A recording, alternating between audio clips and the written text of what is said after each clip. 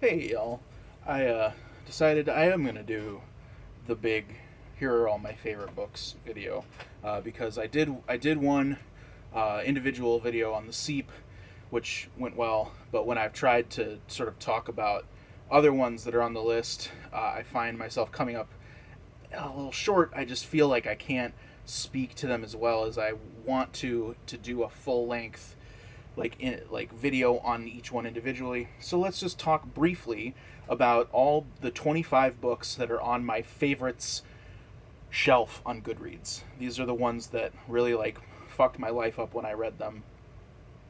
So the Seep is the first one that's on the list. The second one that's on the list is a book that came out last year.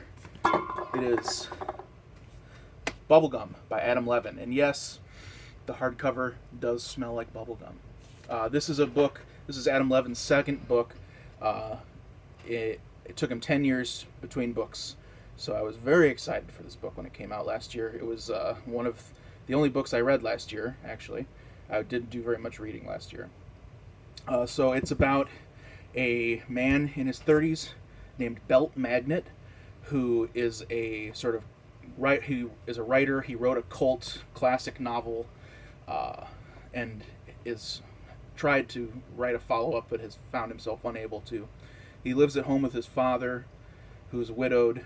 His mother died when he was young. And it takes place in a world, they made a sort of big hoopla about how it's a world without the internet on the jacket and blah, blah, blah. But of course, since it's a world without the internet, it's just never mentioned in the book. There is no smartphones or anything like that. It just doesn't exist. What there is instead are things called curios, which are small, about that big, little sort of robot animals that everyone carries around with them and treats like you would think a pet, but instead they are so cute that you find yourself unable to not murder them, and which is called overloading. And people do it as a sport. People do it together as a bonding experience. They murder these robot animals together with their friends and their family, and eat them. They taste like grapes. And it's a story about Belt Magnet was one of the first people. He has the oldest curio in the world, though nobody knows it. And this is written as a memoir, him writing a memoir about sort of like a week in his life with a lot of flashbacks to him being younger. He also is plagued by the ability to speak to inanimate objects, or inans as he calls them, when he touches them. Not all the time, only some of the time. Inanimate objects will speak to him. So it's a very strange, very funny, very heartbreaking, very big, it's about 800 pages, book that smells like bubblegum, about weird robots that people eat. Lovely. Next on the list, I talked about in my wrap-up video from last week, but it's Blood Meridian. Not much to say about it that I didn't say there. If you're interested, take a look there. After that, I don't have all these books physically on me. My books are all, half of them are in boxes, and I can't find them all. So I grabbed as many. I went through a couple boxes and found as many as I could. But so next up is called The Lives of the Monster Dogs by Kirsten Backus. This is a book about one day in New York. These dogs come into the city. They walk on their hind legs, and they have prosthetic arm hands and mechanical voice boxes that they can speak through. And it turns out that they're the result of this sort of experimentation done by this Prussian, I believe, doctor, and they had lived in a sort of hidden society for many years before deciding to reveal themselves to the world. And they then integrate themselves into high society New York, these talking monster dogs. And it's presented as sort of a memoir of a woman who comes to befriend them. It's very sad. It's very much a story of what it means to be, because these dogs are dogs, yet they are human, or are they? They are monsters. It's very sharp, very well written. Such a fascinating concept. Absolutely love it. It's one of those books that sort of rides the line between being like a sci-fi book, a genre book, and being a literary book, which I dig a lot. Yeah. After that, we've got. I'm holding here Annihilation, but I have all three of the Southern Reach trilogy on my favorites list. Southern Reach trilogy was written all at once. It was published as 3 books, but it's been published as 1 volume, so I think of it as one sort of cohesive thing. Annihilation, of course, was made into a film starring Natalie Portman, which failed horribly and didn't make any money, and therefore they will not make the other 2 books into movies, I am sure, which is too bad. Although if one of them was going to be a movie, Annihilation would be the one to be. I think the other 2 wouldn't translate nearly as well. So what it's about, something alien happens near this lighthouse in the northeast of the United States, and it sort of surrounds the area in this shimmering area that is impenetrable. And they send people in to study it, and then the people never come back, and it's growing. And this one, Annihilation, is written as journals of a biologist who is on expedition to Area X, is what it's called. But then the other books are concerned with other people who work at the Southern Reach, which is this facility that's studying Area X near its border, and what happens when someone does come back. And it's very gross and very fun. It's the best kind of sci-fi, I think. If you're into sci-fi at all, do yourself a favor and read this. I have many friends who stand by this book and this series and love it. I am one of them. Can't recommend it enough. If you are a fan of horror, if you're a fan of sci-fi, it's truly wonderful. Next on the list, The Secret History by Donna Tartt. This book came out in the early 90s and was kind of a big deal with the literati when it did. Donna Tartt was very young when she wrote this. She wrote it in her 20s. I think she was something like 28 when it was published. And it is not a whodunit, but a whydunit, where at the beginning, this group of friends, friends and classmates who are all majors in classics, like Greek classics, at this small college, they murder one of their friends. They push him off of a cliff. And the rest of the book goes back and explores what led to this and why it happened. It's a book about loving literature. It's also a great coming-of-age story. It's also a great sort of compelling page-turner, but it's not... it's written with the prose of someone who is above that, right? It is a literary mystery or something like that. Just a great, exciting book that sucks you in and makes you feel alive. Up next, we've got The Collected Fictions of Jorge Luis Borges. Borges is probably the greatest writer of all time, for my money. Sorry, Shakespeare.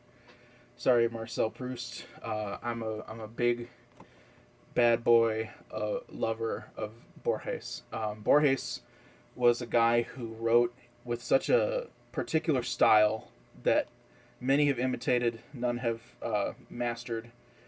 There's a quote from him that I can't remember, but I'll paraphrase, where he basically said, like, why write a book when you can write a book about a book, really? Like, if you tell the story of a story, it's then told and you can move on. So he exclusively wrote short fiction and poetry and essays, but he never wrote like a novel in his lifetime. And his stories are often concerned with books and writers. And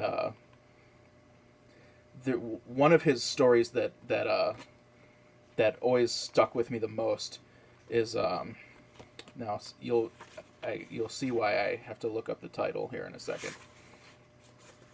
Tlon Ukbar and Orbis Tertius.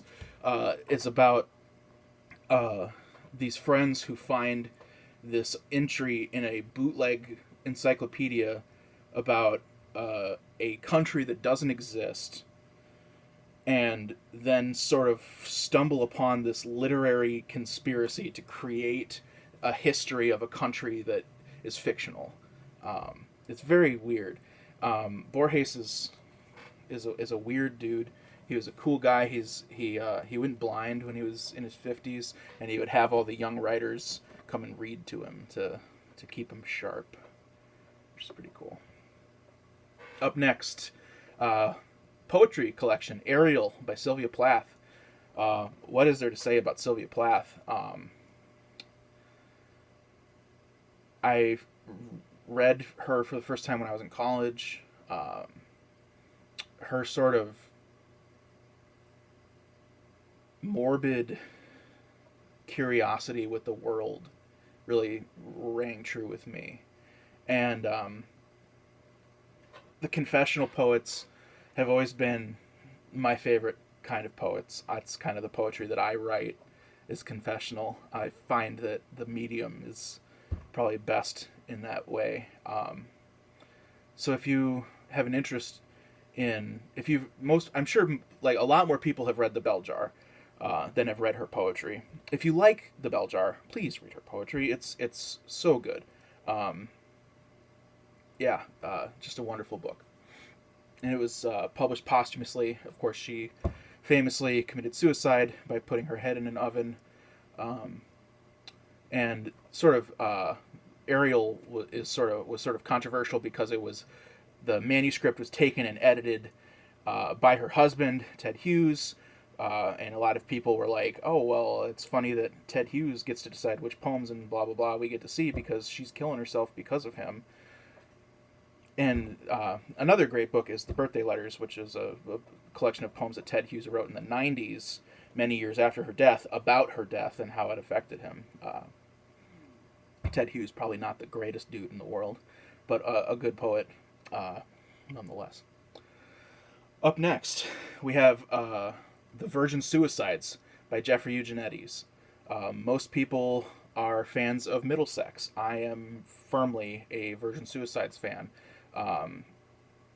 It is a story told in the first person plural, so as we, from the perspective of a group of boys in suburban Detroit who follow the goings-on of this family of girls who all, one by one, commit suicide over the course of like a year or two. And it is very much a book about men trying to understand women, which is, I mean, that of course is going to speak to me being a straight man. It's also a book about trying to understand why people choose to die, which also is something that fascinates me. His prose is so heavy and so rich, and the book is so tragic. Even though you go into it knowing that everyone is going to die, it still breaks your heart. What a great book. Up next, another collection of poetry, Black Aperture by Matt Rasmussen. Matt Rasmussen is a local cat. He's from the cities.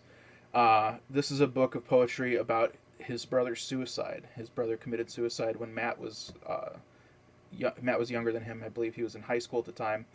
It has some of the most brutal and evocative and heartbreaking works of poetry that I've ever read.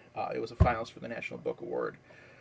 There's one poem about, it's called Reverse Suicide, that one always sticks with me as like the most memorable one, where it's like they go to the messy car that he's shot himself in, and they wipe the blood back into the crevices of the car, and then his head reforms around the bullet that he spits into the gun, and like, God, it's just so amazing. Just an amazing book. If you're at all a fan of poetry, you owe it to yourself to track down a copy of Black Aperture. Up next, one of the more popular books on this list, The Goldfinch by Donna Tartt. I know I've already had a Donna Tartt on here before, but what can I say? Like Donna Tartt. This book came out when I was in college, when I was working at Barnes & Noble. It was like a huge deal. I mean, her books are always kind of a big splash, it seems. They come out like once every 10 years. This one won the Pulitzer when it came out. It's a big Dickensian adventure of a young man who survives a terrorist bombing of a art museum that kills his mother and walks away with a copy with the original painting of the Goldfinch, which the sort of story centers around. And it's an epic tale. He gets taken in by his friend's family, and then his sort of estranged father comes back into the picture and takes him to Las Vegas because he's a gambling addict. And then as an adult, like, the painting gets stolen, and there's like all sorts of crazy shit happens.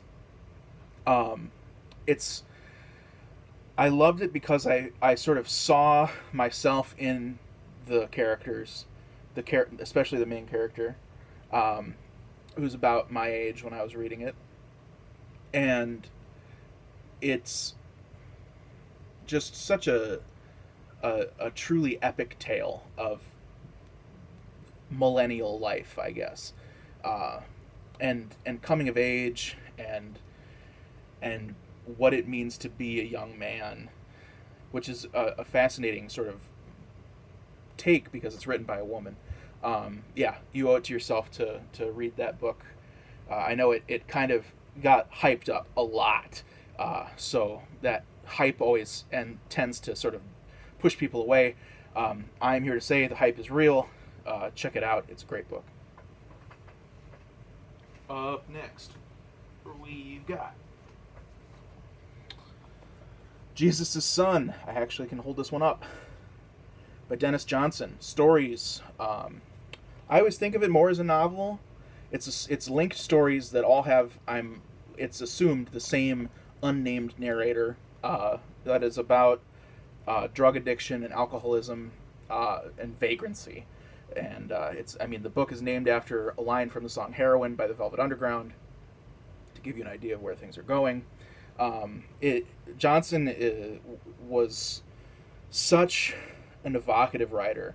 I think of him as sort of and this book especially, as sort of a more mature version of a Bukowski, where things are so miserly and hazy in the drug and alcohol haze, and it's the stories are taking place at VFWs and hop houses and things like that. And like the first story in this car crash while hitchhiking it sets this tone so perfectly, where there's this deadly car crash in the middle of the night in the rain, and this is before cell phones exist, so there's no one to call for help.